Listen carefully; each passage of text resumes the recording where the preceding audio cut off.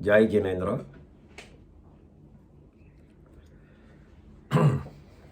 બે વીકનું બ્રેક હતું. 12 વ્રત ના ઉપરનું આપણું આ લેક્ચર ચાલી રહ્યું છે. આપણે એમાંથી 9 વ્રત કરી કાઢ્યા, એને સમજ્યા. 12 વ્રતનું ડિવિઝન: 5 અણુવ્રત, 3 ગુણવ્રત અને 4 શિક્ષા વ્રત. 5 જે તરત જ કર્મબંધ અટકાવે એ અણુવ્રત. 3 જે પોતાના આત્માના ગુણો, જે એટ્રીબ્યુટ્સ બહાર આવ્યા હોય એને સોલિડ કરે, જેમાં ખોટા કર્મ લાગવાના હોય એ બધું દૂર કરે. અને 4 શિક્ષા વ્રત એટલે આપણને બિહેવિયર શીખવાડે, ચારિત્ર શીખવાડે. તો આ રીતે શ્રાવકને 12 વ્રત. આપણે સ્મોલ રિકેપ કરી કાઢીએ તો 5 સૌથી પહેલા અણુવ્રત લઈ લેવાના, એટલે એનાથી હિંસા, જૂઠ, ચોરી, અબ્રહ્મ સેવન અને પરિગ્રહ એ બધું જ ખૂબ જ લિમિટમાં આવી જાય, નેસેસરી હોય એટલા પર આવી જાય અને બાકીના કર્મબંધથી આપણે બચી શકીએ. એક ચીજ સમજવાની જરૂર છે: કર્મબંધ એ કોન્સ્ટન્ટલી થયા કરે છે. આપણે એક્શન કરીએ કે ન કરીએ, એ એક નેચરલ ફિનોમિનન છે કે જે કર્મ કોન્સ્ટન્ટલી ચોંટે છે. અને એમાં ડિફરન્સ પડે છે બિહેવિયરથી, આપણા ભાવથી, આપણો કોન્શિયસનેસ કેવું છે એના ઉપરથી. અને એ બધાને કંટ્રોલ કરવા, કર્મબંધને કંટ્રોલ કરવા કેટલા ઓછા થાય એના માટે આ વ્રતો છે. ઇટ્સ નોટ જસ્ટ કે આમ હું પડીકમામી, નિંદામી, ગરિયામી, અપારમ, ઓસિરામી કરીને હું લઈ લઉં એટલે મારું કામ પટ્યું. આ કરવાની, ક્રિયા કરવાની પાછળ આ એક રીઝન છે. તો પહેલા 5 વ્રતમાં જેમ કીધું એમ હિંસા, જૂઠ, ચોરી, અબ્રહ્મન અને પરિગ્રહ એને અટકાવી દીધા. નેસેસિટીથી વધારે જરૂર નથી એને. પછી ગુણવ્રતનું પહેલું વ્રત એટલે 6ઠું વ્રત. એમાં જૈન જ્યોગ્રાફી, વર્લ્ડ જ્યોગ્રાફીમાંથી ચારે બાજુથી કર્મના ઇન્ફ્લેક્સ જે આવતા હોય એને એકદમ જ લિમિટેડ કરી કાઢ્યા. લેટ્સ સે કે આપણી આ પૃથ્વી જેટલી જ કરી કાઢ્યું. બાકીનું 14 રાજલોકમાંથી આપણે નીકળી ગયા, કર્મબંધમાંથી. એના માટેનું 6ઠું વ્રત હતું. 7મું વ્રત એ હતું, તો એના 2 રીઝન છે. પહેલા તો ખાવા પીવાની આઈટમ, ભોગવવાની આદત, અને ફરીને અગેન ભોગવવાની આઈટમ.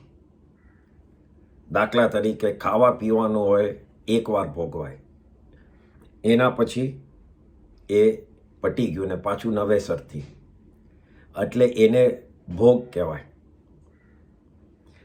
એમાં પણ આપણે લિમિટ કરીએ છીએ શું ખાવું શું નહીં. સચેત ન ખાવું, અચેત ખાવું, સચેત પાણી ન પીવું, અચેત પાણી પીવું, એવા જેનાથી જે પોસિબલ છે બધા જ કર્મબંધ અટકાવવા માટેના રસ્તા બતાડ્યા. જ્યાં ખાવાનું ઓછું અને ફેંકવાનું વધારે હોય,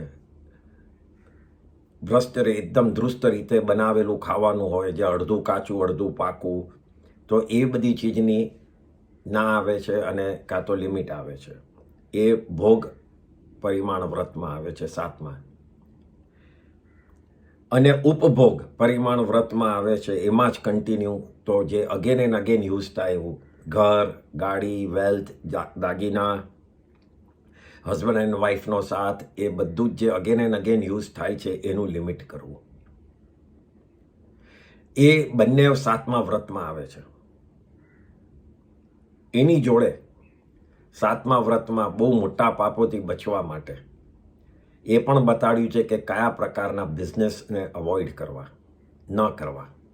ફોર એક્ઝામ્પલ, આપણા જેવા વેપારીએ તો ફાર્મિંગ ન કરવું, એગ્રીકલ્ચર ન કરવું, એમાં 2 ઇન્દ્રિય જીવો ચિક્કાર મરી જાય છે.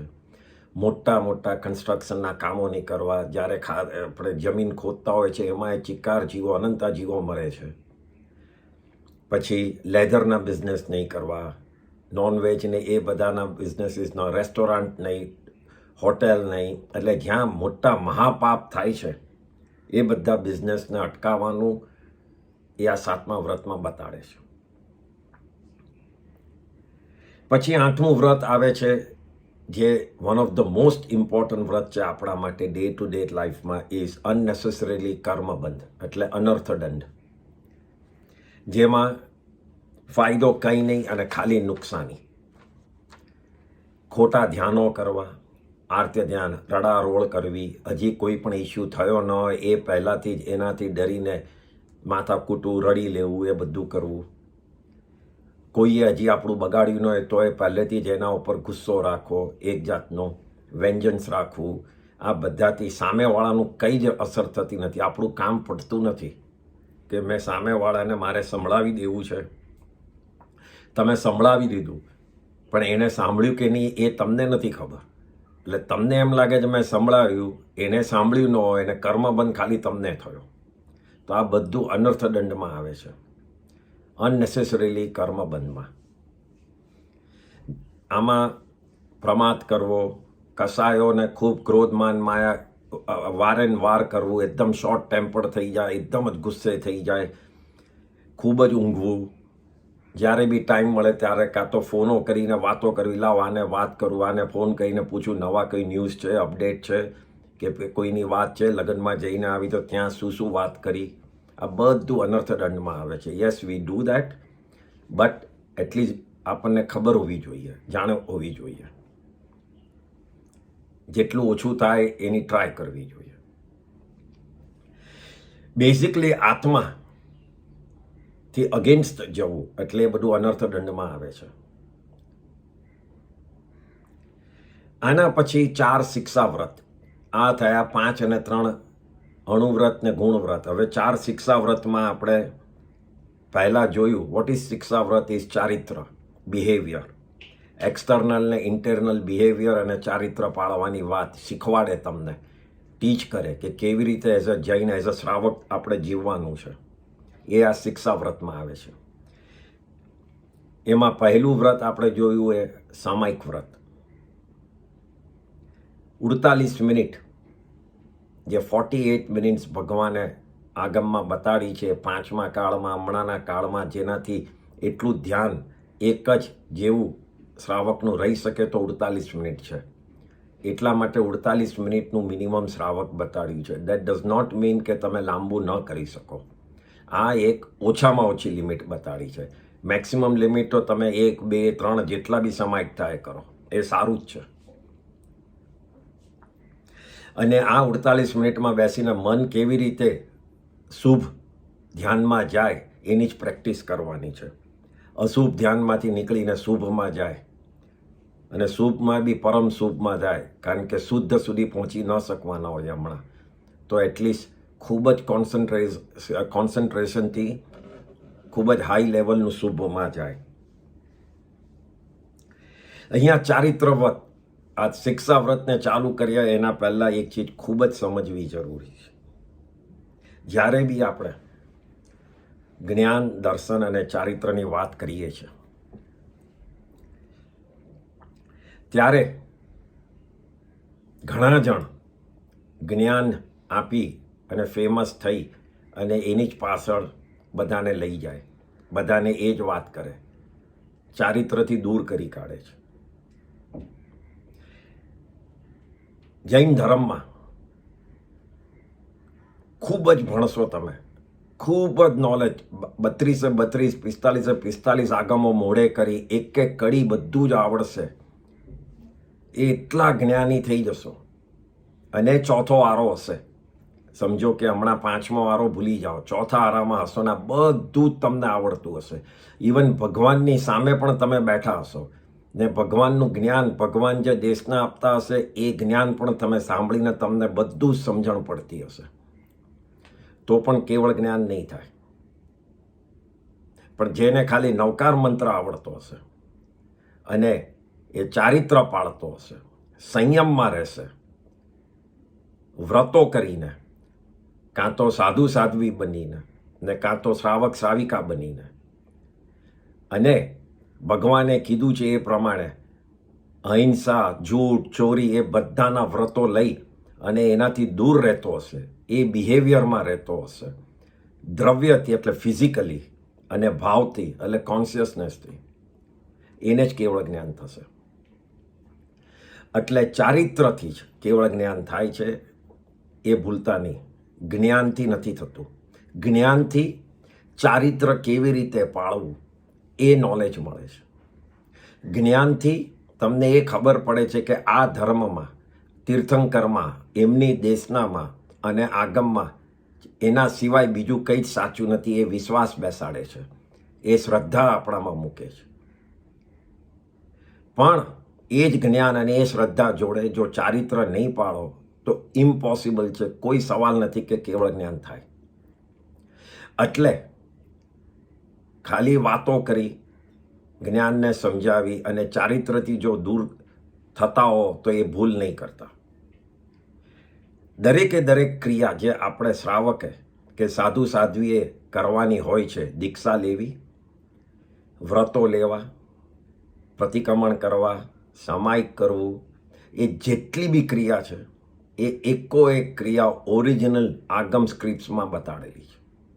જો આમાંથી એકેની જરૂર ન હોત તો ભગવાને પાંચમા આરામાં આપણે શું કરવું એમાં દેશના આપી ન હોત અને ગણધરોએ સ્ક્રિપ્ટ્સ બનાવી ન હોત. એટલે આ જે ચારિત્રની વાત છે એ કોઈ આચાર્ય કે ઇન બિટવીનના કોઈ ગુરુ, પૂજ્ય ગુરુ કે સાધુ સાધ્વીએ લખેલી વાત નથી. આ આગમની વાત છે. એટલે એ ભૂલતાને કોઈ હિસાબે ક્રિયા ને અંડરમાઇન કરતા નહીં, એ ક્રિયા જ ભાવ લાવશે. તો આ રીતે આપણે ચારિત્ર એટલે શિક્ષા વ્રતમાં 9મું વ્રત સામાયિક વ્રતને જોયું, 48 મિનિટનું વ્રત. હવે આપણે આગળ વધીએ તો 10મું વ્રત છે, એ છે દેશાવકાશિક વ્રત. એટલે એ થાય છે 12 વ્રતમાં 10મું અને શિક્ષા વ્રત જે પાછળના 4 વ્રતમાં બીજું. દેશાવકાશિક વ્રત એનું નામ 2 શબ્દનો બનેલો છે આ વર્ડ. એક છે દેશ એટલે કે એક ભાગ, a part, a small part, એને દેશ કહેવાય ગુજરાતીમાં. અને અવકાશ એટલે આકાશ, સ્પેસ, એટલે સ્મોલ સ્પેસમાં રહેવું એને દેશાવકાશિક કહેવાય છે. અમુક જગામાં જ રહેવું એને દેશાવકાશિક કહેવાય છે. જ્યારે શ્રાવકે 6ઠું અને 7મું ગુણવ્રત જે હતા એ વ્રતો લીધા હોય, પણ એ વ્રતો ખૂબ જ મોટી લિમિટ જોડે લીધા હોય, કારણ કે 1 વર્ષ માટે લીધા હોય અને કાં તો જાવ જીવ એટલે આખી લાઈફ ટાઈમ સુધી લીધા હોય, એવી રીતે ખૂબ જ મોટી છૂટ રાખીને લીધા હોય. આ વ્રતમાં આ જ 6ઠ્ઠા અને 7મા વ્રતને ખૂબ જ ટૂંકા, ડિપેન્ડિંગ ઓન ઈચ ડે તમે ઓછા કરી શકો છો. ફોર એક્ઝામ્પલ, એક નાનો એક્ઝામ્પલ કે તમે 6ઠ્ઠા વ્રતમાં, દિશા વ્રતમાં તમે નોર્મલી નક્કી કર્યું આ પૃથ્વીની બહાર નહીં જાઓ, પણ આ વ્રતમાં તમે આજના દિવસ માટે સમજો કે તમારા ઘરથી 20 કિલોમીટરની બહાર ન જવાના હો તો એ 20 કિલોમીટરના પચકાણ તમે આ વ્રતમાં લઈ શકો છો. એનાથી તમે આ વ્રતમાં નિયમમાં આવી શકો છો. સો ડે ટુ ડેમાં પણ તમારા કર્મબંધ ઘણા ઓછા કરી શકો છો. સવાલ એ છે અવેરનેસનો. એ અવેરનેસથી, આ સમજણથી, આ જ્ઞાનથી આપણે કર્મબંધ ઓછા કરી શકીએ છીએ. એટલે આ રીતે ખૂબ જ નાનું લેવલ લાવી દેવું કર્મબંધને અટકાવવા, એને દેશાવકાશિક વ્રત કહેવાય છે. આ લિમિટો એ દ્રવ્ય, ક્ષેત્ર, કાળ અને ભાવથી કરવાની છે. એટલે આઇટમ્સ, સ્પેસ એરિયા, ટાઈમ અને કોન્શિયસનેસ, ભાવ, એનાથી આ કરવાનું હોય છે.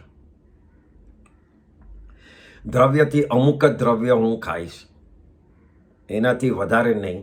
ક્ષેત્રથી અમુક જગ્યાથી વધારે નહીં જાઉં. કાળથી તો 24 કલાક માટે, અને ભાવથી કે જે ચીજ મેં છોડી દીધી છે આ પચકાણ લીધા પછી, એ બધી ચીજોના વિચારો કરીને ત્યાં હિંસાના વિચારો નહીં કરું. આ રીતે આ વ્રત લેવાના હોય છે. આ વ્રત આપણને સંયમ જીવન એટલે ચારિત્ર્યના જીવનનું ડે માટે તમને પ્રેક્ટિસ કરાવે છે કે કેવી રીતે જીવવામાં આવે છે એકદમ જ સ્ટ્રિક્ટ ચારિત્ર પાળીને. હમણાં આ વ્રત 24 કલાક માટે કરાય છે. સવારના સૂર્યોદય પહેલા અપાશ્રય કે પોતાના ઘરમાં એક સેક્લુડેડ જગામાં પહોંચી જવાનું, અને ત્યાં પચકાણ આ વ્રતના લેવાના આવે છે. પછી દિવસ દરમિયાન 11 સમાયિક કરવાના આવે છે, અને 2 પ્રતિક્રમણ એમાં આવી જાય. આ વ્રતમાં જ્યારે સમાયિક પાળી, એટલે આમાં 24 કલાક સમાયિકનું નથી આ વ્રત, આમાં 11 સમાયિક કરવાનો છે. સ્પેસ કન્ફાઇન્ડ, તમે જે નક્કી કરી છે એટલાથી આગળ નહીં જવાનું. સમજો કે અપાસરામાં હો તો હું 3 કિલોમીટરથી આગળ ગોળ ચારે બાજુની દિશામાં, એનાથી આગળ નહીં જાઉં. પછી તમે એ વ્રત લઈને અપાસરે કે તો મંદિરના એક હોલમાં જે બાજુમાં બાંધેલો એમાં રહ્યા. પછી તમે સમાયિક કરતા ગયા. પછી 12, 12:30 થયા એટલે ગોચરીનો ટાઈમ થયો ખાવાનો, એટલે સમાયિક પાળ્યું. અને પછી લિટરલી તમે ગોચરી લેવા જઈ શકો છો. તમે ખાવાનું બનાવવાનું કે એ બધું હોય નહીં પોતેથી. એટલે સમજો કે કોઈ મહારાજ સાહેબ કે મા સતીજી હોય, સાધુ સાધ્વી, તો એ જ્યાં જતા હોય એની જોડે જઈ શકો છો. પણ તમારી ગોચરી જુદી હોય, તમે એમની જોડે શેર ન કરી શકો. એ પોતાનું લે, તમે તમારું લો, પણ એ એક જ ઘરમાં જઈ શકો છો. આ એક જાતનો એક્સપિરિયન્સ છે, પ્રેક્ટિસ છે. અને એ ગોચરી લાવી અને પછી ખાઈ, અને એના જે વાસણો છે એ જેમ સાધુ સાધ્વી સાફ કરે એવી રીતે જ પોતેથી એકદમ જ ક્લીન કરી એ પાણી પણ પી અને વાસણોને તડકામાં સુકાવી દેવાનું. પછી દિવસ દરમિયાન વાંચવાનું, ધર્મનું ક્વેશ્ચન એન્ડ આન્સર, સમજો કે સાધુ સાધ્વી હોય તો એમની પાસે વધારે સમજવાનું. પછી સાંજનો સમય થાય ત્યારે પ્રતિક્રમણ કરવાનો. પ્રતિક્રમણની પહેલાં જે પણ ચીજ આપણે યુઝ કરતા હોય, સમજો કે આપણે તકીઓ લઈને ગયા, પાથરવાનું લઈને ગયા, કપડાં કે આપણા હાથમાં રજોરણ હોય, એક ચીજ ખોલી અને એબ્સોલ્યુટલી માઇન્યુટલી ચેક કરવાનું કે કશેક બી બે ઇન્દ્રિય જીવ ફસાઈ નથી ગયો ને. આને પ્રતિલેખન કહેવાય. આ ભાવને વધારે શુદ્ધ કરવા માટે છે. જીવને બચાવવો ખાલી દ્રવ્યથી નહીં, ભાવથી પણ. એટલે આ બધી પ્રેક્ટિસ કરાવે છે આપણા આત્માને વધારે સોફ્ટ કરવા, કોમળ કરવા માટે, નિર્મળ કરવા માટે એકદમ. પછી સાંજનું પ્રતિક્રમણ કરી અને સૂઈ જઈએ. સવારના સૂર્યોદય થાય એની પહેલાં ઉઠીને રાતનું પ્રતિક્રમણ એટલે રાયસીય પ્રતિક્રમણ કરવાનું હોય છે. પછી નવકારસી આવે, એના પછી પચકાણ છોડી અને વ્રત પાળવાનું હોય છે. આ રીતે 24 કલાકનું આખું એક્સપિરિયન્સ છે. આમાં એક દિવસના સાધુ બની શકાય છે. ખાવાનું તો એમની જેમ, બાથરૂમ પરઠવાનું, બાથરૂમ બી જવાનું હોય તો એક વાસણમાં જ જઈ ને બહાર તડકામાં જઈ અને એને પરઠી નાખવાનું, એટલે નાખી દેવાનું. ગમે તેમ પેલા ફ્લશ કરીને બાથરૂમમાં જઈ ન શકાય. અને આમાં વધારે એક્સપિરિયન્સ જોતો હોય તો જ્યારે સાધુ સાધ્વી વિહાર કરતા હોય તો એની જોડે વિહાર પણ કરી શકો, તો તમને પોતાને એ પણ એક્સપિરિયન્સ મળી શકે. આ રીતે 10મું વ્રત થાય છે. આને દયા વ્રત પણ કહેવાય છે, બિકોઝ તમે દયા પાળો છો, અનુકંપા રાખો છો બીજા તરફ, બીજા જીવો તરફ. આવી રીતે 10મું વ્રત રોજ તો નથી લેવાઈ શકતું. અને છઠ્ઠું ને સાતમું વ્રતની લિમિટ મોટી છે. તો એનો રસ્તો ભગવાને દેશને આપ્યું છે કે દિવસમાં તમારે ડેઈલી તમારા સંસારમાં ડેઈલી એક્ટિવિટીઝમાં રહીને તમે 14 કે 17 નિયમો એવા છે કે જે તમે પાળી લો, કોન્શિયસનેસથી તમે બરાબર વિચારીને લખીને અને એને ભાવપૂર્વક યાદ રાખીને, તો બી તમે એ બધા કર્મબંધથી ઓછા આવીને લિમિટ જેટલામાં જ આવી જશો. એટલે એને 14 નિયમો કહેવાય છે, જે આ વ્રતમાં આવે છે. જ્યારે આ વ્રત નથી લેતા ત્યારે, લઈ ન શકીએ ત્યારે, સમજો કે જે દિવસે લીધું હોય એ દિવસે તો કવર થઈ જાય, પણ ન લીધું હોય ડે ટુ ડે તમે 14 નિયમ લઈ શકો છો. આ વ્રત પાળતા 5 પ્રકારના અતિચાર લાગે છે.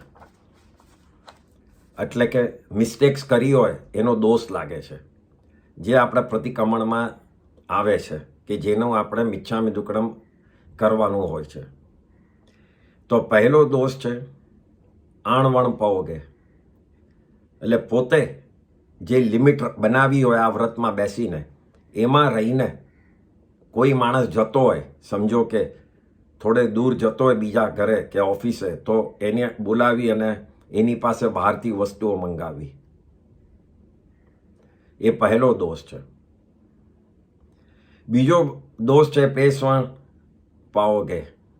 એટલે પોતે લિમિટમાં રહી અને બીજાને ત્યાંથી મોકલે કે જા તો લઈ આવતો કરીને. ત્રીજો દોષ છે સદાણો વાય. એટલે અવાજ કરીને, કુંકારો કરીને, કોઈને બૂમ પાડીને, બોલાવીને લિમિટની બહારની વસ્તુ મંગાવી. એ દિવસે લિમિટ ઇઝ વેરી ઇમ્પોર્ટન્ટ, કારણ કે તમે એની બહારનો સંસારને છોડી દીધો છે, પણ તમે વારંવાર એ લિમિટ તોડ્યા કરો. એટલે તમે આમ બોલાવો, અહીંયા આવતો ભાઈ, અહીંયા આવતો જલ્દી, મારું આ લઈ આવતો ઘરેથી, તો એ દોષ લાગ્યો. કારણ કે એ વખતે ઘર નથી હોતું, તમે એને જ વોસીરાવી દીધું છે. એ દિવસે ગોડ ફોરબીડ જો આયુષ્ય પૂરું થાય તો સાધુપણામાં આયુષ્ય પૂરું થયું. એનો લાભ કંઈ બોલાય એવો જ નથી, એટલો છે. ચોથું અતિચાર છે રૂવાણું વાય. એટલે પોતાની જાતને એક્શન કરીને, ઊંચો નીચો આડો અવળો થઈને, પેલો સામેવાળો જોઈ છે કે નહીં, મને એ જોઈ જેવી નજર મળે એટલે એને કહેવાનું કે ભાઈ અહીંયા આવતો જરા, એમ કરીને. આટલા માઇન્યુટલી બધા અતિચારો બનાવ્યા છે કે કોઈ પણ હિસાબે તમે બહાર જે લિમિટ કરી છે એની બહારના વિચારો છોડી દો. અને પાંચમો અતિચાર ભૈયા પોગલ પખ્ખેવે. એટલે લિમિટ બહાર કાંકરો નાખીને, કોઈ ચીજ નાખીને, આપણે પદાર્થ કોઈ પણ ચીજ ફેંકીને એને બોલાવીને એની પાસે કામ કરાવડાવીએ. બેઝિકલી કોઈ પણ ચીજ લિમિટની બહારના વિચારો ન કરવા, બોલાવવું નહીં, કોઈ મંગાવવું નહીં, કંઈ રહી ગયું તો રહી ગયું. એ અતિચારો બધા અહીંયા બતાડ્યા છે. આમ કરવાથી આ વ્રતના અતિચારો લાગે છે, અને આમ રોજ ન થઈ શકે, પણ મોટા પાપથી બચવા હોય અને પચકાણ લેવા હોય તો 14 નિયમો ખાસ લેવા. એ નિયમોમાં કોઈ વખત સિકનેસ આવી જાય, એક્સિડન્ટ થાય તો એનો આધાર, એની છૂટ હોય છે. એ 14 નિયમો આપણે શોર્ટમાં સમજી લઈએ, પછી ડિટેલમાં એક લેક્ચર ફરીથી આપણે જુદું કરશું. તો એ નિયમોમાં શું શું આવે છે? તો પહેલાં તો સેલડ, તો કેટલું ખાવું કે નહીં ખાવું આજે, કારણ કે એ કમ્પ્લીટલી સચેત છે. એટલે સલાડમાં ખાવું તો કેટલા ગ્રામ ખાવું, ન ખાવું તો આજનો દિવસ હું નહીં ખાવું. અને એની જોડે જ પાણી, કારણ કે પાણી છે એ સચેત છે. સમજો કે તમે ઉકાળીને પીતા હો તો બી તમારા નિમિત્તથી કેટલું ઉકાળે એની પણ લિમિટ કરવી. સમજો કે 2 લીટરથી વધારે હું નહીં પીવું દિવસમાં, તો એ પાણીની લિમિટ કરી કાઢીને પછી એટલું જ પાણી જુદું તમારા માટે રાખવું. તો એ પાણીના જીવોને તમે અભયદાન આપ્યું. પછી બીજું, આ પહેલો પોઈન્ટ, બીજો પોઈન્ટ છે સ્નાન, નાહવું. કેટલું વાર નાહવું દિવસમાં? 2 વાર નાહવું છે, 3 વાર નાહવું છે, સ્વિમિંગ પુલમાં નાહવું છે, કે એક જ વાર નાહવું છે, કે ખાલી એક ભીના રૂવાલથી શરીરને લૂસી કાઢવું છે? ડિપેન્ડ્સ તમારે કેટલું કરવું છે. એટલે અહીંયા લિમિટ લખવાનું છે 1 વાર, 2 વાર, 3 વાર, કાં તો નહીં કંઈ પણ. એટલે એ સ્નાન એ દિવસની લિમિટ થઈ ગઈ. થર્ડ આવે છે દ્રવ્ય, આઇટમ્સ કેટલી ખાવી છે.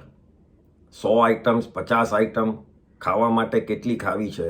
જીભ માટે સર્ટન 4 આઇટમ, 5 આઇટમથી આપણે જે બી વધારે ખાઈએ છીએ એ સ્વાદ માટે જ ખાઈએ છીએ એઝ અ રૂલ. એ શરીર ટકાવવા માટે નથી ખાતા.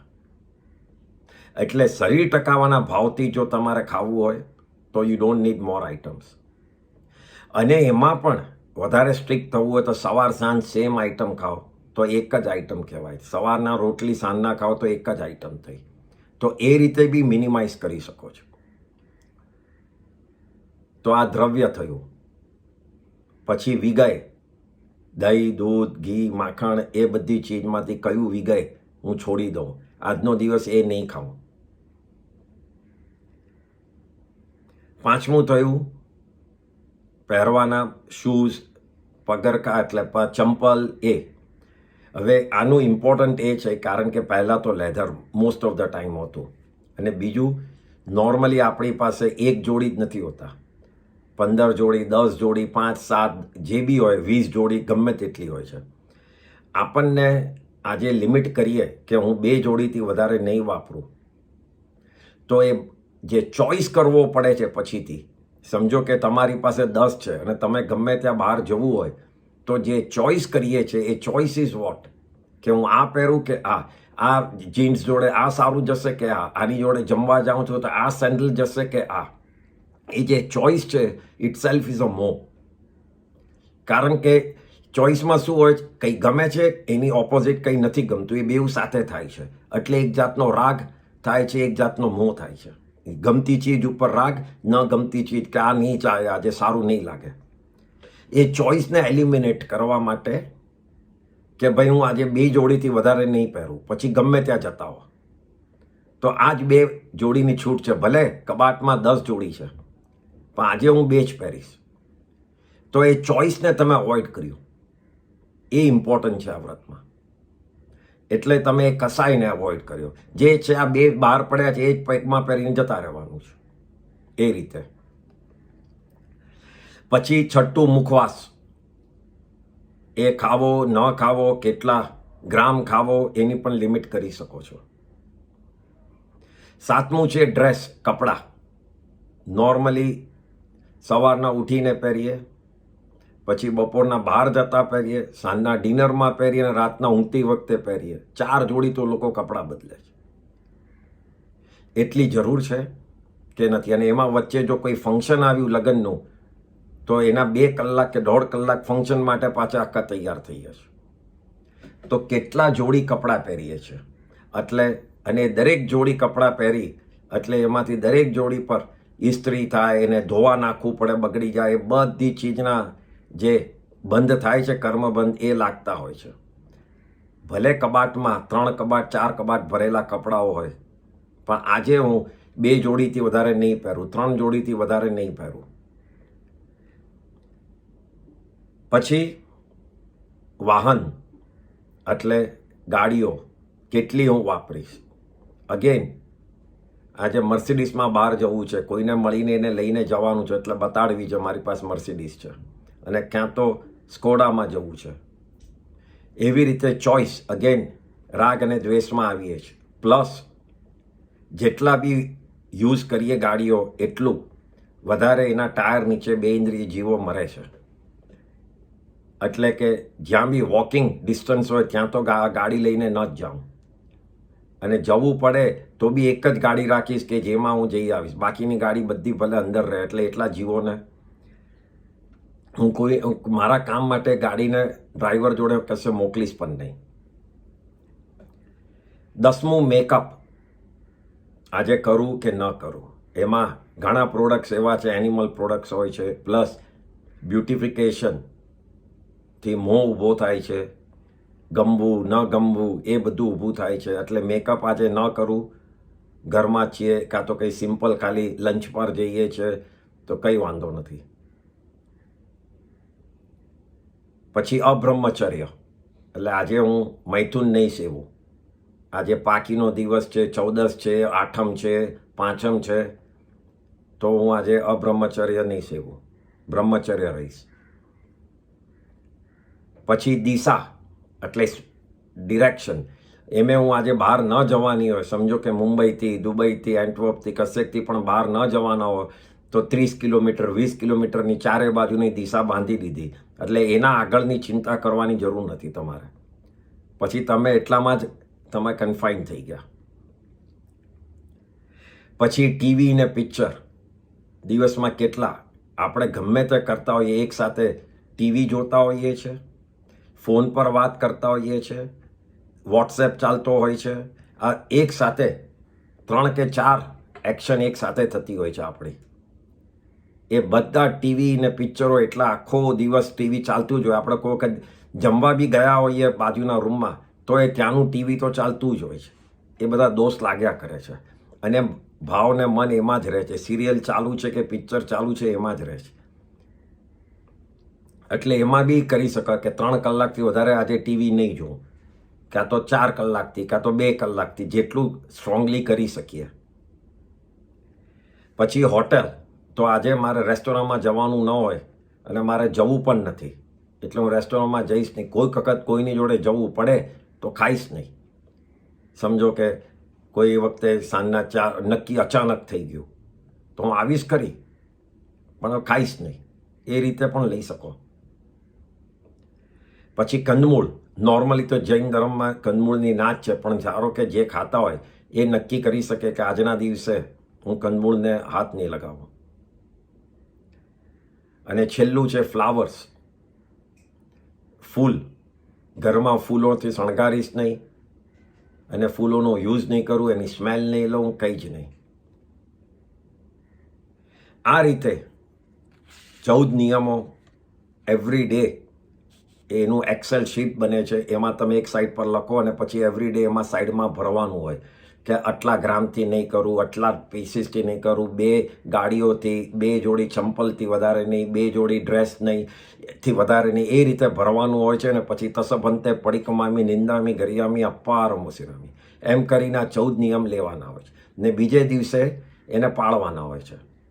જે સમ્મમ કાયણમ નફાસિયમ નપાલિયમ નતિરિયમ એમ કરીને પાળવાનો હોય છે. આ બંને અને 14 નિયમો એ ત્રણેય હું આપણા ગ્રુપ ચેટ ઉપર મૂકી દઈશ, એટલે જેને બી આ આગળ પાળવું હોય. તો આ રીતે 10મું વ્રત થાય છે. હવે આ વ્રતમાં કોઈને પણ કંઈ, 1 મિનિટ, સવાલ છે તો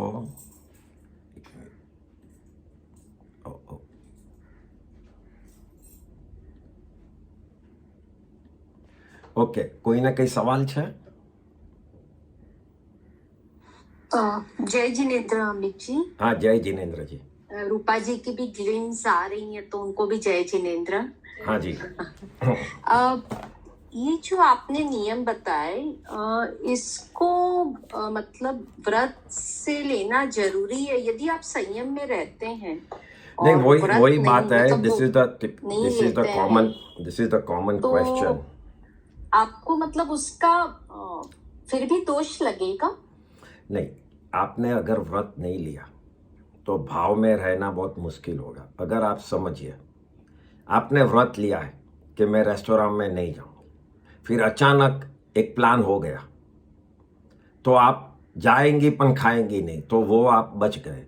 लेकिन व्रत लिया ही नहीं और खाली मन में निश्चय किया कि आज नहीं खाऊंगी, पर सबने प्लान किया है तो चलो आज खा लो करके, क्योंकि आपने कुछ बंद नहीं किया है, तो वो पहले तो छूट रहती है. अपना mind is so weak that we tend to change, bend it as per the situation. And दूसरा कि जो अपना कॉन्शियसनेस में जो भाव रहते हैं वो इतने स्ट्रांग नहीं रहते. जैसे मैंने बताया कि समाइक करती वक्त आप फ़ोन पे नहीं देखेंगी, लेकिन वही 48 मिनट्स आप समाइक लिए बिना बैठे और बीच में फ़ोन आएगा, 100% आप लेंगे, तो वो फ़र्क हो जाता है. और जो क्रिया है वो एक व्यवहार का धर्म है. वो भगवान ने बताया है, सर्ग पंथ ने बताया, दिगंबर से मान के स्थानकवासी, देरावासी, तेरापंथी, सब पंथ दोनों प्रकार के धर्म मानते हैं, व्यवहार और निश्चय। तो व्यवहार का धर्म लेना ही चाहिए। आप बोले कि मैं कंदमूल तो खाती नहीं है तो उसका पचकान लेने की क्या ज़रूरत है? नहीं, ज़रूरत है, क्योंकि आप नहीं खाती, लेकिन जो वो जीवो है उसको तो अभयदान अभी तक मिला नहीं है आपसे। एक टेक्निकल चीज़ है, ये समझिए। वो उनको मालूम नहीं है आप नहीं खाएगी, પણ उससे भय रहता है। પણ आपने तो बोल दिया, એટલે आपने तो भाव से बोल दिया कि मैंने तेरे को अभयदान दे दिया, तो उससे आपका फायदा हो जाता है। दैट इज वाई पचकान्स आर वेरी इंपॉर्टेंट। जी, थैंक यू। ઓકે, હવે આપણે 11મું વ્રત જોઈએ।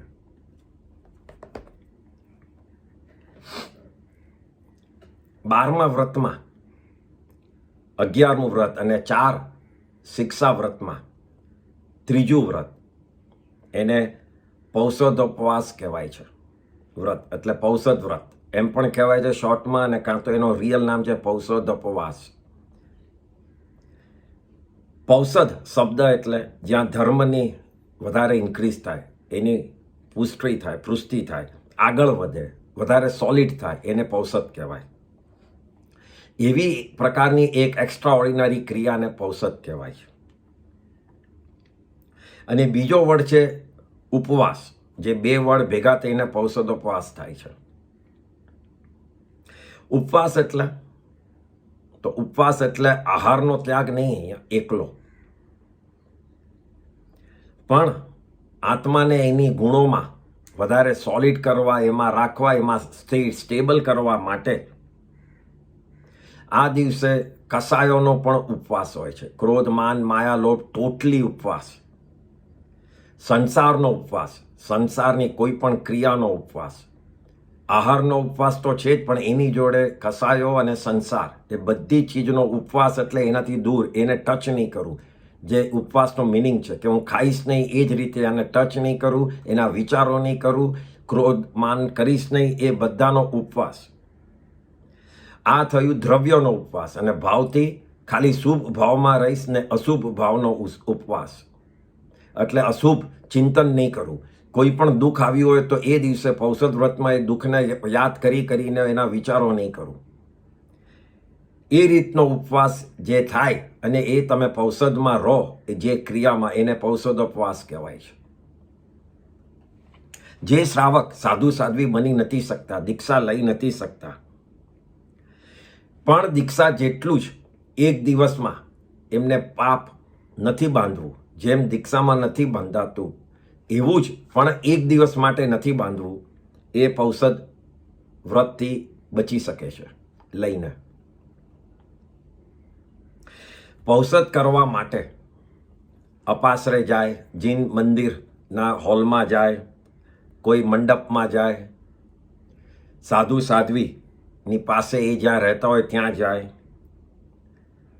આવા કોઈ પણ સ્થાને જઈ શકે છે। પહેલાંના જમાનામાં પૌષધ શાળા હતી, રાજાઓ, મોટા મોટા શેઠો, એ લોકોને, વોટ ઇઝ શાળા મીન્સ અ એરિયા, સેક્લુડેડ એરિયા, કે જેમાં જઈને એ લોકો પૌષધ કરતા હતા। આ ક્રિયામાં શુદ્ધ અને ખૂબ જ સાદા કપડાં પહેરવાનું હોય છે। કોઈ પણ દાગીના, ફોન, ઇલેક્ટ્રિક, કોઈ ઇલેક્ટ્રોનિક આઇટમ, કંઈ પણ ચીજ રખાય નહીં। પૌષધ વ્રતની સિમ્પલ વિધિ છે, આગલે દિવસે સાંજના ચોવિયાર કરવા, બીજે દિવસે સવારના સૂર્યોદય પહેલાં તે સ્થાને પહોંચી અને પછી પચકાણ લેવા, સૂર્યોદયની પહેલાં જઈને। આખો દિવસ ધર્મચિંતન, વ્યાખ્યાન, અભ્યાસ, માળા, કૌશક, પ્રતિક્રમણ, કેવી રીતે આ બધું જ કરવું, એની જોડે 5 સમિતિ, એટલે કેવી રીતે બોલવું, કયા ભાવથી બોલવું, કયા ટોનથી બોલવું, કઈ રીતે ચાલવું, એટલે કેવી રીતે ચાલવું, એકદમ જ ધ્યાનથી ચાલવું કે જેમાં કોઈ પણ જીવ મરે નહીં, કેવી રીતે બધું પરઠવું, જ્યારે બાથરૂમને બધું કર્યું હોય કેવી રીતે નાખવું, કોઈ જીવ મરે નહીં, એ બધી ચીજનું ધ્યાન રાખવાનું હોય છે।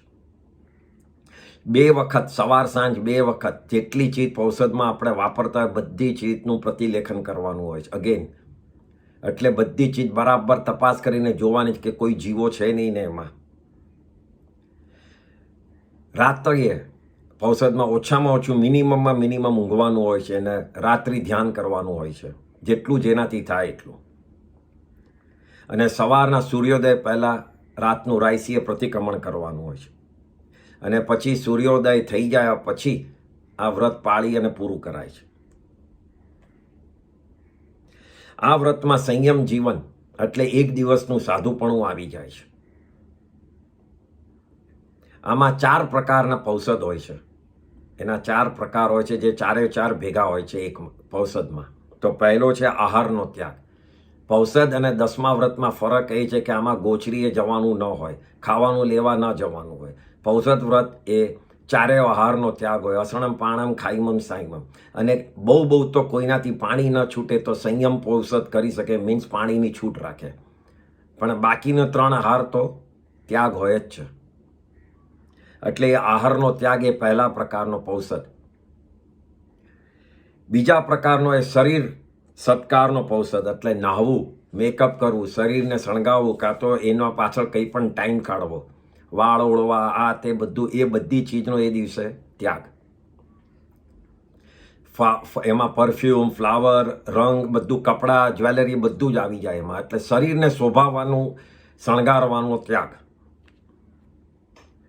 ત્રીજા પ્રકારનો પૌષદમાં બ્રહ્મચર્ય, બટ નેચરલ. અને ચોથા પ્રકારનો પૌષદ એ અવ્યાપાર પૌષદ, એટલે જે વ્યવહારથી સંસારમાં કોઈ પણ પ્રકારનો વ્યવહાર કરીએ છીએ ત્યારે એ ઓલવેઝ પાપકારી વ્યવહાર હોય છે. આઈધર આપણે કશે જતા હોઈએ, કંઈ ખાતા હોઈએ, કોઈ જોડે વાતો કરતા હોઈએ, કસાયો કોન્સ્ટન્ટલી યુઝ થાય જ છે. એટલે આ વ્યવહારથી શ્રાવક દૂર થઈ જાય. એટલે પૌષદના દિવસે કોઈ પણ પ્રકારની સંસારની વાતમાં પડે નહીં. આ રીતે 4 પ્રકારનો પૌષદ ભેગો થઈને એક પૌષદ થાય છે. પૌષદમાં બહુ જ ઇમ્પોર્ટન્ટ છે. અને આ આપણે લોકો ઉપવાસ કે ત્યાં કોઈ પણ પ્રકારનું તપ કરતા હોય એમાં આપણે ઘણીવાર આ મિસ્ટેક કરીએ છીએ, એ સમજવા જેવી છે. એમાં 18 પ્રકારના દોષ બતાડ્યા છે, 18 ટાઈપ્સ ઓફ મિસ્ટેક્સ. એમાં આપણને જે ઇમ્પોર્ટન્ટ છે મેં એટલા જ અહીંયા લિસ્ટ આઉટ કર્યા છે, એટલે એ ખબર પડે આપણને. તો સમજો કે કાલે પૌષદ કરવાના હોઈએ તો એમાં દોષ ક્યાં લાગે? તો દોષ એ લાગે કે આજે સાંજના હું નાહી લઉં, કારણ કે કાલે આખો દિવસ નાહવા નહીં મળે. તો એ દોષ થયો, કારણ કે પૌષદના નિમિત્તથી તમે આજે બીજી વાર નાહ્યા. પછી કે આજે મૈથુન સેવી લઉં, અબ્રહ્મચર્ય રહું, કાલે તો આખો દિવસ બ્રહ્મચર્ય જ છું.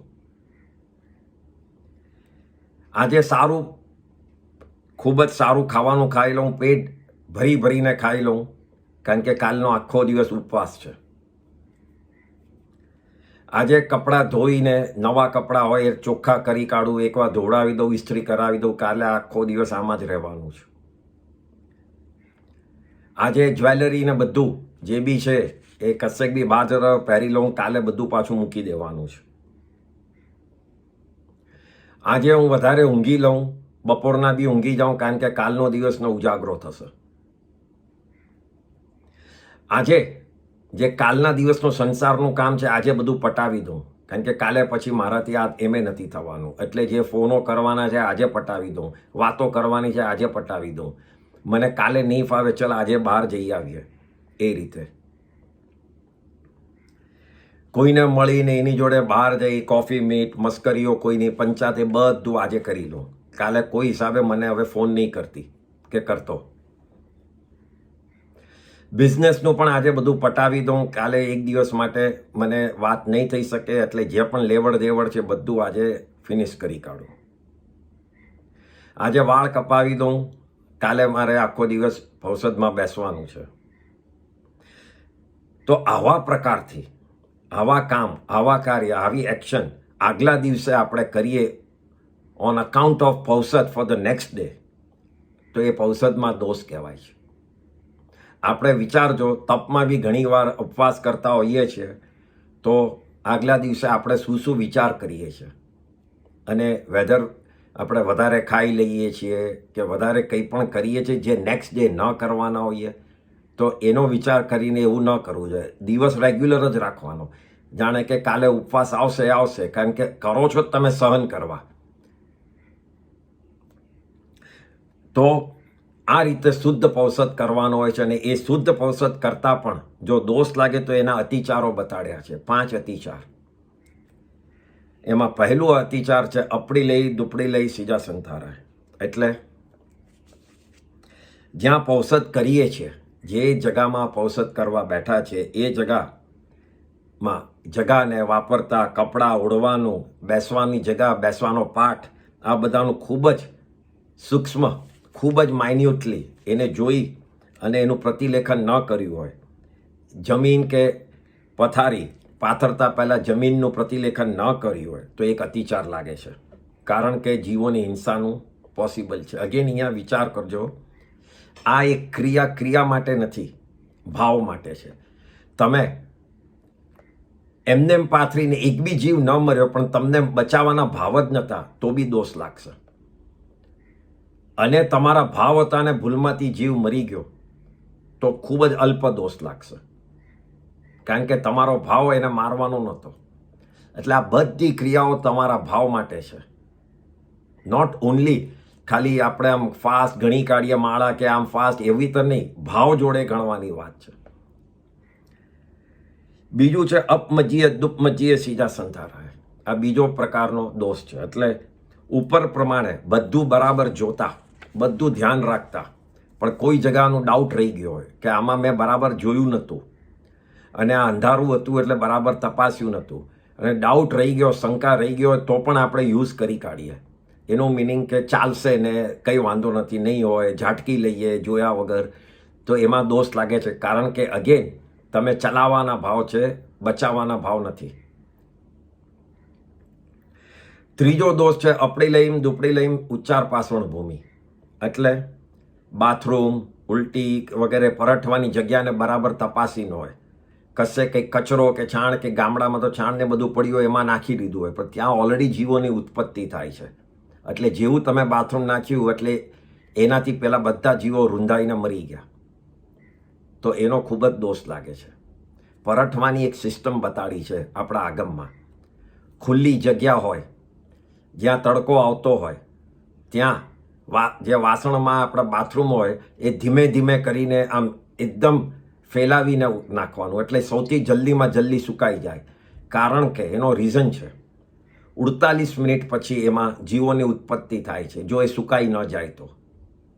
અને એ જીવો જે ઉત્પન્ન થાય છે ને મરે છે એને સમૂર્છિન જીવ કહેવાય છે.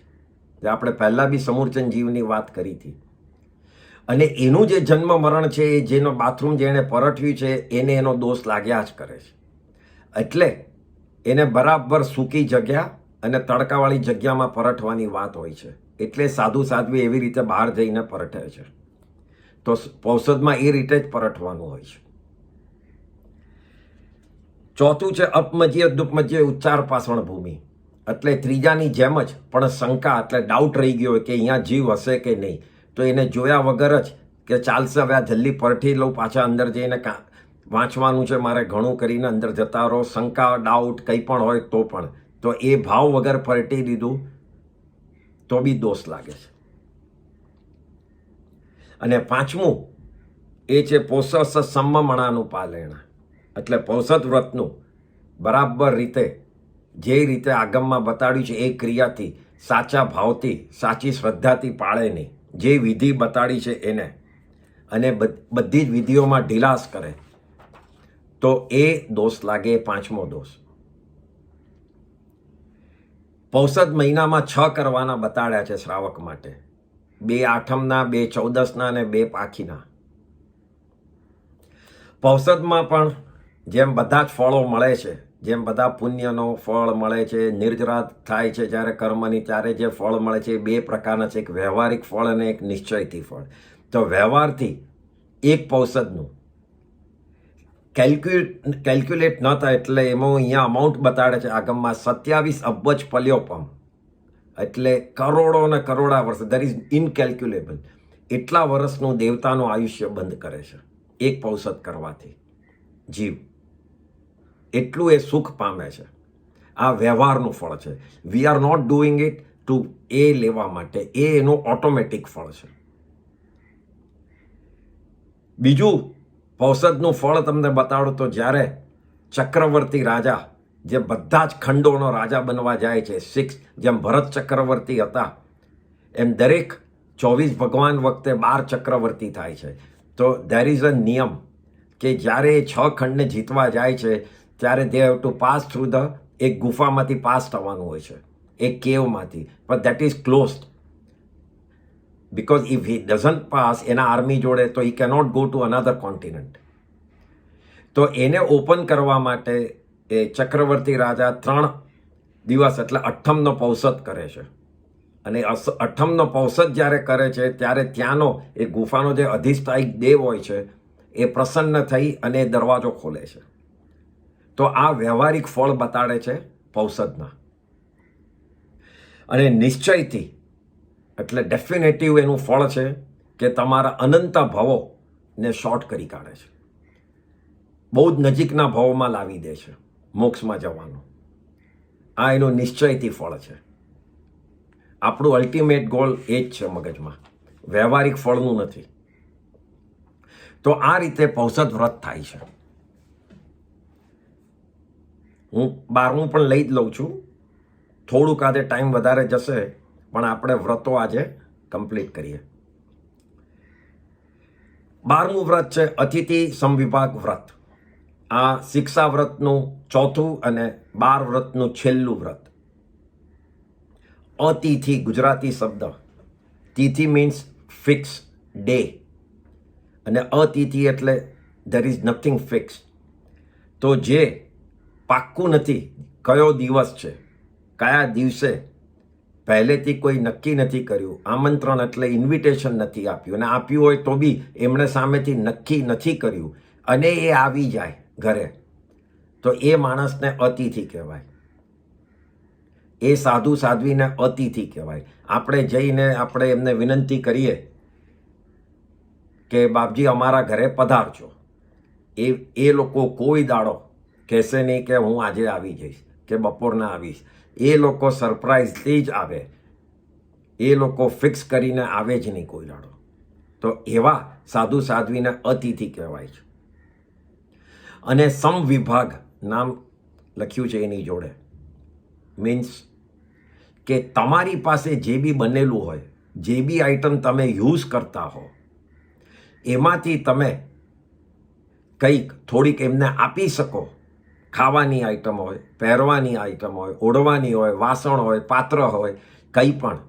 તો એમાંથી તમે જે આપો, જે એમના માટે સ્પેસિફિકલી નથી ખરીદ્યું કે નથી તમે બનાવ્યું, એ આઈટમ તમે એને આપો એટલે તમારામાંથી જ તમે ભાગ પાડ્યો.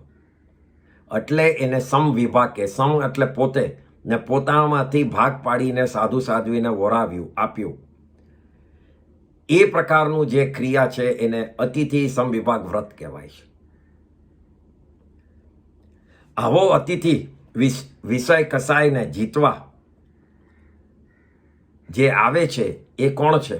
એવો અતિથિ. તો એ વિષય અને કસાયો એટલે ક્રોધ, માન, માયા, લોભ, પછી મદ, પ્રમાદ, ઊંઘવું, અશુભ યોગમાં જવું, એ બધાને કંટ્રોલ કરવા માટે જે શ્રમ એટલે મહેનત કરે છે એને અતિથિ કહેવાય છે. અહીંયા આપણી લેંગ્વેજમાં, જૈન ધર્મમાં એને શ્રમણ કહેવાય છે. શ્રમણ એટલે જે મહેનત કરે છે.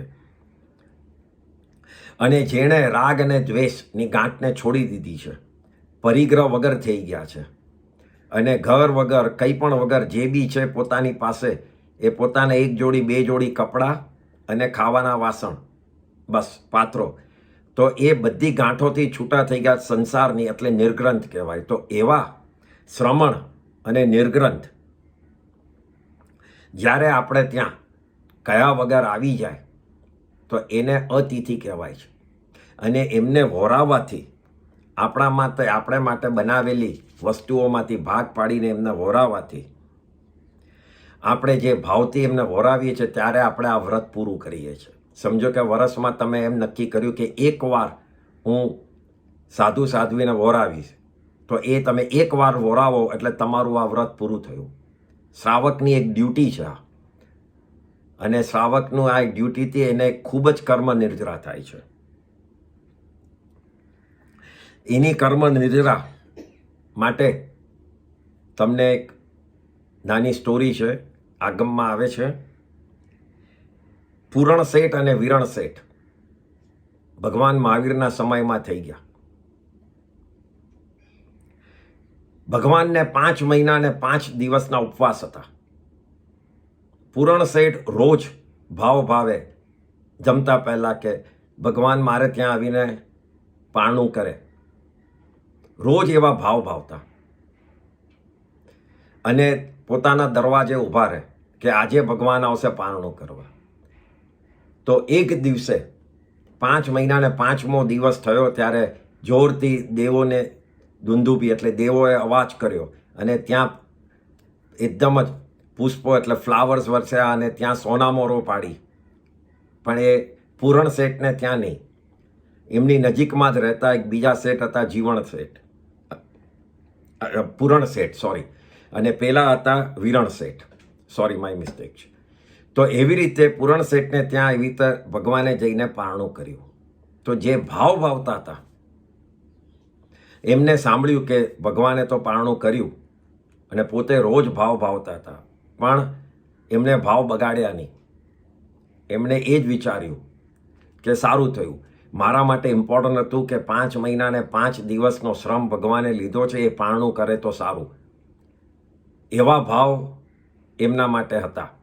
પોતાને ત્યાં થયું કે બીજાને ત્યાં થયું એનો વાંધો નથી, મારા ભાવ તો ભગવાનને પારણું કરે એના હતા.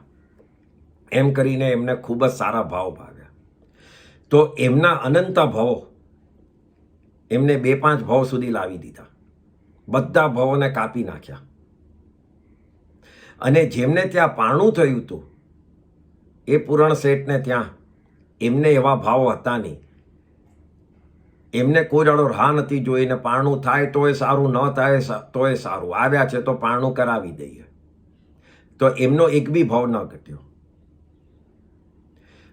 પારણું થયું એક જગાએ અને ભાવ ભાવ્યો બીજી જગાએ.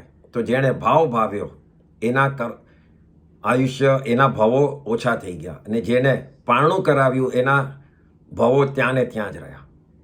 તો આ રીતે ભાવથી વોરાવવું એક મહાનિર્જરાનું ફળ છે. સાધુ સાધ્વીને 14 પ્રકારની વસ્તુઓ વોરાવી શકાય છે. એમાં અસણમ એટલે પકાવેલું અનાજ, પાણમ પાણી, ખાઈમમ પકવાન મીઠાઈ મેવો, સાઈમમ એટલે એલચી સોપારી, લવિંગ, વથ એટલે કપડું, આ બધું પ્રતિક્રમણમાં આવે છે. પડિગહમ એટલે પાત્ર, લાકડાના હોય, પ્લાસ્ટિકના હોય, માટીના હોય, કોઈ પણ પાત્રો.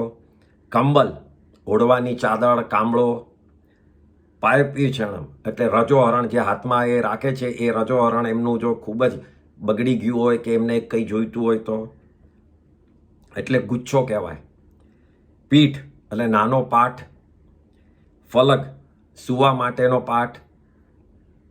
સેજા રહેવા માટે જગ્યા તમે કરી આપો કે આવો બાપજી અમારા ઘરે જ, ઘણા જણને ત્યાં વિહાર કરતા હોય છે તો એમને વચ્ચે અપાસરો ન મળે તો પોતાના જ ઘરમાં એક રૂમ આપે. સંથારય એટલે કોઈ ઓલ્ડ સાધુ સાધ્વી થઈ ગયા હોય, કોઈને ડિઝીઝ હોય તો એમને સાધુ સાધ્વી અને એમને સાતા પહોંચાડવા માટે જે બી બધું જોઈતું હોય, દવા આ તે એ બધું. ઉસહ એટલે એ અચેત મીઠું, મરી, સૂંઠ વગેરે આપે સાધુને દવા તરીકે જોઈતું હોય તો. ભેષજ્યણમ એટલે ઘણી બધી ચીજો ભેગી કરીને કોઈ વખત દવા બનાવીને આપવી પડે તો એ આપે. આ રીતે કોઈ પણ ચીજ, આવી 14 પ્રકારની ચીજો બતાડી છે આગમમાં કે જે સાધુ સાધ્વીને વોરી શકો છો. કોઈ દાડો પણ અસુસ્તું વોરાવાય નહીં. સાધુ પૂછે તો સાચું જ કહેવું. ક્યારનું બનાવેલું છે, મારા માટે ખાસ બનાવ્યું છે, મારા માટે ખાસ ખરીદ્યું છે, એમાં સાચો જ જવાબ આપવાનો. કારણ કે એમાં છુપાવીને આપવાથી ફાયદો કંઈ નથી, ગેરફાયદો જ છે, કર્મ બંધ થવાના જ છે. એક ચીજ આપણા ધર્મમાં રૂલ રાખવાનો જ છે યાદ, કોઈનાથી છુપાતું હોય કે નહીં, પોતાના કર્મથી છુપાઈ શકાતું નથી. આ રીતે સાધુ મહારાજ ભલે લીધા વગર જતા રહે. સમજો કે તમે આવ્યા હોય ને સાચું કીધું, ભલે લીધા વગર જતો રહે, તમે ભાવથી ખૂબ શોક કરો, એ પણ એક મહાનિર્જરાનું કારણ છે. પણ મારે વરાવવું છે એટલે હું જૂઠું બોલીને વરાવું, એ તો ન જ કરાય. અહીંયા એ સમજવાનું છે કે સાધુ સાધ્વીને વરાવવું એને સુપાત્ર દાન કહેવાય. દાનના બે પ્રકાર બતાડું તો એક છે સુપાત્ર દાન અને એક છે અનુકંપા દાન. અનુકંપા દાન એટલે અનુ એટલે જેના માટે અને કંપ એટલે કાંપવું, એટલે હૃદયમાં ફીલ કરવું. એટલે જેના માટે હૃદયમાં સેડ તમે બિચારા તરીકે દયા જોડે જે ફીલ થાય છે એને અનુકંપા દાન કહેવાય.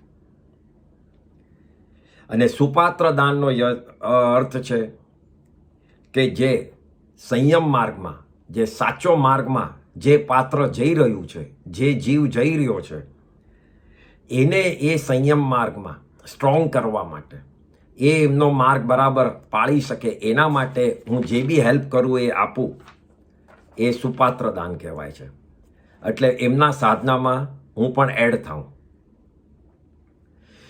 સુપાત્ર દાન ને અનુકંપા માનવી એ મોટો દોષ છે. કોઈ દાડો સાધુ સાધ્વી કે જે સંયમ માર્ગ હોય એ બિચારા બાપડા છે, જોને કેવું કપડાં પહેરીને ચાલે છે, રસ્તા પર ચાલે છે, ખાવાનું એમને આવી તરત મળે છે, ઘણા સુકાઈ ગયા છે, એવી રીતે કોઈ પણ પ્રકારે પગને આખા છાલ પડી ગયા છે, કોઈ પણ પ્રકારની દયાઓ ખવાય નહીં. એ જેટલું એ કરે છે ને સહન કરે છે એટલા એમના નજીક આવી ગયા છે મોક્ષની, અને એટલા ઓછા ભાવોમાં એ પહોંચી જશે ઉપર. એ જ રીતે વિચારીને અનુમોદન કરવાનું કે મારે એર કન્ડિશન વગર, મારે પગમાં ચંપલ વગર ચાલી નથી શકાતું ને આ જુઓ. અને અનુકંપા દાનમાં દીન, દુખિયા, અનાથ, સંસારમાં જીવવા માટે જેને ચીજો ન મળતી હોય એને હેલ્પ કરી ને એને સ્ટેબલ કરવો, સંસારમાં દુઃખી ન થઈ જાય એના માટે. તો એ લોકો બધા અનુકંપા દાનમાં આવે છે. એટલે સુપાત્ર દાન જ્યારે કરતી વખતે પૂજ્ય ભાવથી કરવાનું, અનુમોદનથી. અને અનુકંપા દાન એ ખૂબ જ લાગણી અને પ્રેમથી કરવાનું, કોઈને દયા ખાઈને કોઈને હેલ્પ કરવા માટે. તો આ રીતે બે દાનના પ્રકાર પડે છે. અહીંયા દાનના ઉપર જ એક દાખલો કહીએ. એ તમે લોકોએ નામ સાંભળ્યું હશે, કોઈએ શાલીભદ્ર. બધા જ આપણે શાલીભદ્રનું વાત કરતા હોઈએ છીએ, પણ શાલીભદ્ર થયા કેવી રીતે? તો એક આગલા ભાવમાં એક ભરવાડનો છોકરો હોય છે, શીપ હોલ્ડરનો છોકરો હોય છે. એ વિધવા માં હોય છે એની, અને એ છોકરાનું નામ સંગમ હોય છે. ખૂબ જ ગરીબ, કઈ પાસે નહીં. તો એક દિવસ એમને ખીર ખાવાનું મન થયું. તો ખીરની બધી આઈટમો પણ નહીં, ખાંડ, દૂધ કંઈ હતું નહીં. એટલે આડોશી પાડોશીએ બધાએ જોયું કે છોકરો ખૂબ રડે છે, તો બધાએ થોડી ખાંડ આપી, થોડી દૂધ આપ્યું, એમ કરીને ખીરની સામાન આપ્યો. તો એમની મધરે બનાવીને કીધું કે આ તું બપોરના ખાઈ લેજે, હું કામે જાઉં છું. એમ કરીને એની મધર ગઈ. ત્યાં બપોરનો સમય થયો અને માંસ ખમણ, જેને 1 મહિનાના ઉપવાસ હતા, એવા સાધુ ત્યાં આવ્યા. ખૂબ જ જ્ઞાની સાધુ. એમને ખબર છે કે આ ખૂબ જ ગરીબ છે, પણ એમના જ્ઞાનમાં બી એમને ખબર છે કે આ પાત્ર બહુ જ ઊંચું છે. આ પાત્રને આગળ વધવા એટલે આ છોકરાને, પાત્ર એટલે આ છોકરાને આગળ વધવાનું છે, અને એનો નિમિત્ત હું બનું. એ રીતે સાધુએ જ્ઞાનમાં સમજી અને એ છોકરા પાસે પોતે માંસ ખમણના પારણા માટે ગયા. તો છોકરાના એ ભાવ સારા હતા. એની પાસે થાળી હતી જે ખીરની, તો એને કીધું કે આ હું અડધું આમ કરું છું, અડધું તમને આપીશ ને અડધું હું ખાઈશ. એમ કરીને એને સાધુના પાત્રમાં થાળી ઉલટી કરી, તો એમાં આખું પડી ગયું અડધાને બદલે. નાનો છોકરો હતો, એને ખબર નહીં. તો કોઈ છોકરો હોય તો રડા રોળ કરે, કાં તો કે મને અડધું આપી દો એમ કરીને. તો આણે કીધું કંઈ નહીં, ભલે સાધુ મહારાજ ખાતા. હું નહીં ખાઉં આજે. એ જ વખતે એનો કર્મનો બંધ પડ્યો. આટલા ભાવથી એને વોરાવેલું. અને એ બંધ એને ક્યાં લઈ જાય છે? તો એ દિવસે રાતના જ એ છોકરાનું ગરીબીમાં અને ન ખાવાનું, ભૂખથી ને બધાથી ત્રાસીને, અરે એનું દુઃખીથી એનો અંત થયો, મૃત્યુ થયું, આયુષ્ય પૂરું થયું. આ કર્મ બંધ જે શુભ ભાવમાં થયો એ એને બીજા ભાવમાં ગૌભદ્ર શેઠ, એક મોટો શેઠ હતો રાજગૃહીમાં, એટલે જ્યાં ભગવાન મહાવીર સ્વામી વિચરતા હતા ત્યાં. તો એ શેઠને ત્યાં જન્મ થાય છે. શ્રેણિક રાજા ત્યાંનો રાજા. શ્રેણિક રાજા પાસે જેટલી વેલ્થ હતી એનાથી બી આ શેઠ પાસે વધારે. એ સૌથી રીચ હતા. એને ત્યાં જન્મ થાય છે એકનો એક છોકરો.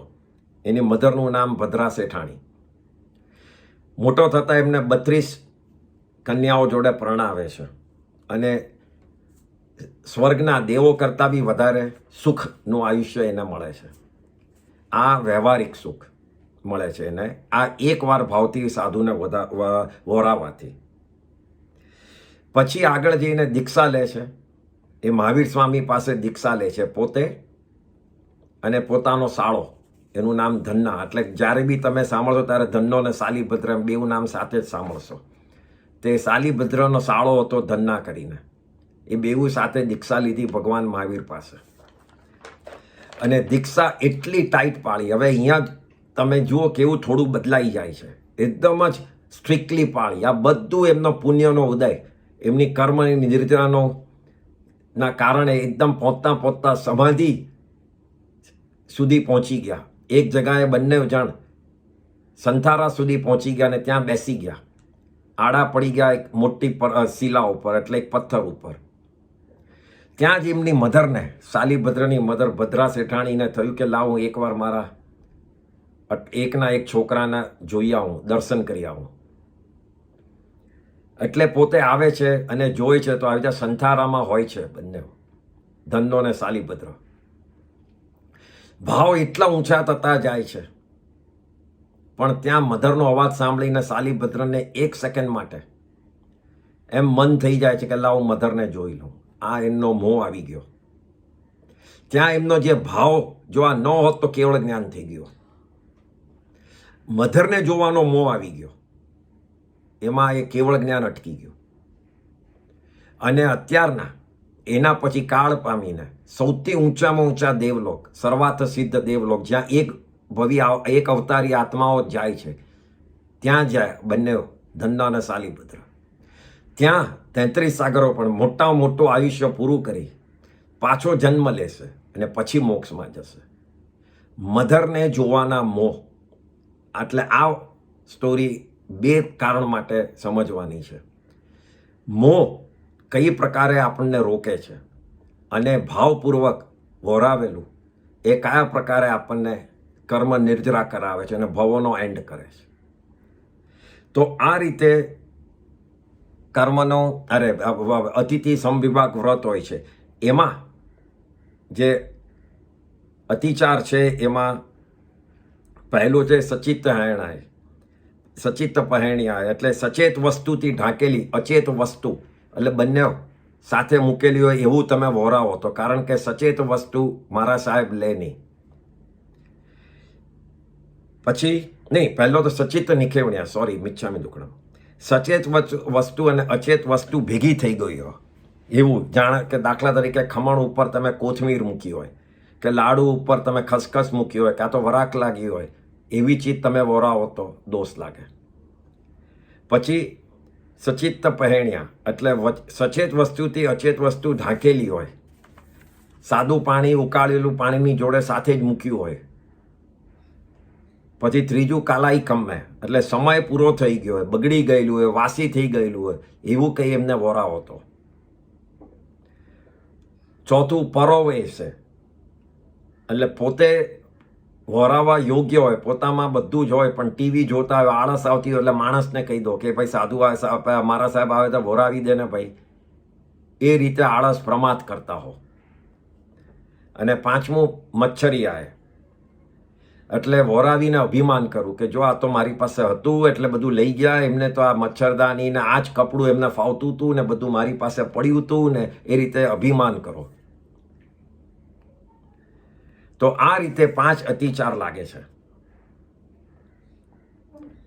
આ પ્રમાણે 12મા વ્રતના અતિચારોના સેવનથી કર્મ બંધાય છે, અને એના અતિચાર ન સેવવાથી જે પાળશે એ પોતાના ભવો એકદમ ઓછા કરશે, અને જેટલા ભાવ હશે બધા શુભ ભાવમાં જ રહેશે, એટલે તિર્યંચ અને નારકી ભાવમાં ગતિઓમાં જશે નહીં. તો આમ 12 વ્રત થાય છે, 5 અણુવ્રત, 3 ગુણ વ્રત અને 4 શિક્ષા વ્રત. વ્રતોનું બીજું, હમણાં જ એમને પૂછેલું સાનુબેને, વ્રતો લેવાનું બીજું કારણ,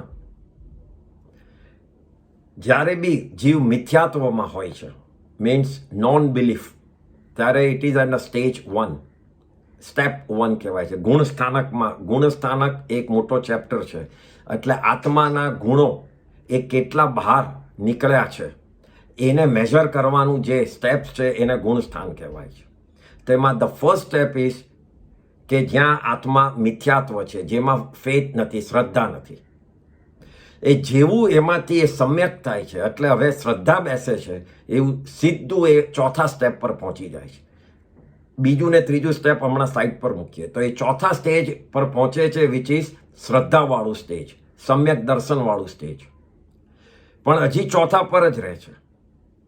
જેવા શ્રાવકના વ્રતો લે છે, કોઈ પણ એક વ્રતથી માંડીને 12 વ્રત, કોઈ પણ પચકાણ લે છે, તો એટલો ટાઈમ એ ચોથાથી 5મામાં જતો રહે છે. સો આ વ્રતનું આ એક બીજું એક ફાયદો છે કે તમારો ગુણ એટલો આગળ વધ્યો, આત્માના એટલા ગુણ બહાર આવ્યા, તમારા ભાવ એટલા થયા કે હું આ એક આખું વ્રત લઉં, એમાં પ્રોસેસમાંથી પાસ થાઉં, એ બધું જે ભાવ આવ્યા એનાથી તમે એક સ્ટેપ સીધા ઉપર આવી ગયા. અને જો સાધુ થયા તો એ ચોથાથી સીધા 6 પર પહોંચી જાય છે. શ્રાવકનું સ્ટેપ ઇઝ 5th અને સાધુનું step is 6th and 7th. તો આ રીતે વ્રતોનું ઇમ્પોર્ટન્સ આત્માના ગુણોની જોડે બી બતાડ્યું છે. તો આ રીતે આજે આપણે 12 વ્રત પૂરા કરીએ છીએ. અને જેમ મેં કીધેલું એમ એક પર્ટિક્યુલરી ટાઈમ અને રાખીશ કે જેમાં જેને બી મન હોય વ્રત લેવાનું, 1 વ્રતથી 12 વ્રત, એમાં એ લોકો જોઈન થાય અને એ વ્રતો આપણે લેવડાવી શકીએ ઝૂમ ઉપર. તો એ આપણે એક નક્કી કરશું, એક ટાઈમ હું કહી દઈશ. હવે આમાં કોઈને સવાલ છે? અને હા, નેક્સ્ટ ટાઈમ આપણે વી વિલ સ્ટાર્ટ વિથ આત્મસિદ્ધિ. અમુક જણે, ઘણા જણે સાંભળી હશે જુદા જુદા એના લેક્ચર્સ અને જુદી જુદી રીતે સમજાવવાનું. So I try to explain it, અને મારી રીતે અને જે રીતે હું સમજ્યો છું, જે રીતે વાંચ્યું છે, એટલે ઇટ વિલ બી ઇન્ટરેસ્ટિંગ. અને એ બહુ જ લાંબો પ્રોસેસ છે, 142 કડીઓ છે, એટલે we will go through that now. હવે આમાં કોઈને કંઈ ક્વેશ્ચન છે આ 2, 11 ને 12મા વ્રતમાં?